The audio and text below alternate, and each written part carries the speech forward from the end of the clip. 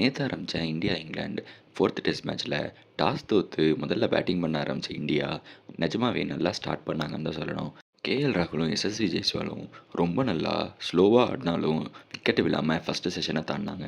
2வது செஷன் ஆரம்பிச்சோனே ராகுல் 48 ரன்னுக்கு அவுட் ஆக, அதுக்கடுத்து எஸ்எஸ்வி ஜெய்ஸ்வால் சாய் சுதர்ஷனோட பார்ட்னர்ஷிப் போட்டு ரொம்ப நல்லா விளையாண்டாரு. ஒரு ஸ்டேஜ்ல எஸ்எஸ்வி ஜெய்ஸ்வால் வந்து 61 ரன்னுக்கு அவுட் ஆக, சுப்மன் கில் பேட்டிங் பண்ண வந்தாரு. சுப்மன் கில் வந்து ஸ்ட்ரெயிட்டா வந்த பால ஆடாம விடணும்னு பார்த்து கால்ல பட்டு எல்பிடபிள்யூ ஆகி அவுட் ஆயிட்டாரு. அதுக்கடுத்து ரிஷப் பண்ட்டும், சாய் சுதர்ஷனும் டீமை வந்து ரெக்கவர் பண்ணி ரொம்ப நல்லா எடுத்துகிட்டு போயிட்டுருந்தாங்க.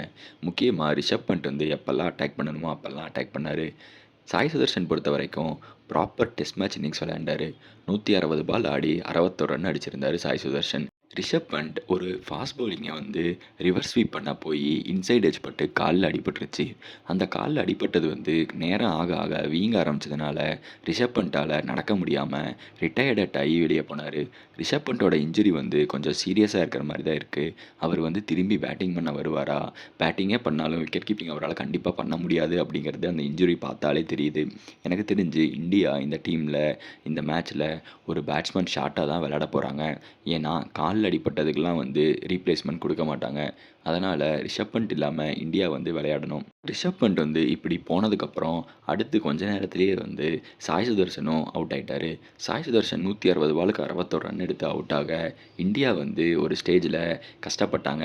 அடுத்து யாரை பேட்டிங் இறக்குவாங்க? லைட்டு வேறு கம்மியாகிட்டு இருந்தது, நியூ பால் வேறு வர டைம் ஆகிடுச்சு. அப்படிங்கிற நிலையில் இந்தியா வந்து வாஷிங்டன் சுந்தர் அனுப்பாமல் சார்துல் தாக்கூரை அனுப்புனாங்க. சார்துல் தாக்கூரும் ஜடேஜாவும் ஒரு நல்ல பார்ட்னர்ஷிப்பை போட்டு டேவை விக்கெட் விழாமல் முடித்தாங்க. இந்தியா வந்து இப்போதைக்கு ஒரு நல்ல ஸ்டேஜில் இருக்குன்னு தான் சொல்லணும். இதுக்கு அடுத்து இந்தியா வந்து எப்படி இந்த மேட்ச்சை எடுத்துகிட்டு போகிறாங்க, எந்த அளவுக்கு ப்ரொசீட் பண்ணுறாங்க அப்படிங்கிறத பொறுத்து தான் இந்த மேட்ச் இருக்குது. ஏன்னா இந்த மேட்ச் வந்து 4th இன்னிங்ஸில் சேஸ் பண்ணுறது கஷ்டம் தான் அப்படின்னு சொல்கிறாங்க. பட் இங்கிலாந்து வந்து விளையாடுற அப்ரோச்சில் எது வேணால் நடக்கலாம். அதனால் வந்து இந்தியா ஒரு டீசெண்டான 350, 400 ரன்னாவது ஃபஸ்ட் இன்னிங்ஸில் அடித்தா தான் இந்தியாவால் கொஞ்சமாவது டிஃபெண்ட் பண்ண முடியும் ஃபைனல் இன்னிங்ஸில். பார்ப்போம், ஷார்துல் தாக்கூரும் ஜடேஜாவும் இன்றைக்கி மறுபடியும் இன்னிங்ஸை வந்து கண்டினியூ பண்ண போகிறாங்க. ரிஷப் பண்ட் வந்து பேட்டிங் பண்ண வருவாரா? வாஷிங்டன் சுந்தர் கிட்டேருந்து ரன் வருமா? பவுலர்ஸ் வந்து பேட்டிங்கில் கான்ட்ரிபியூட் பண்ணுவாங்களா? இதெல்லாம் பார்க்கணும். ரிஷப் பண்ட்டால் ஓட முடியாது அப்படின்னா அவர் கண்டிப்பாக 11வது ஆளாக தான் வந்து விளையாடுவார். அந்த டைம் அவரோட அப்ரோச் எப்படி இருக்கும் இதெல்லாமே பார்க்கலாம்.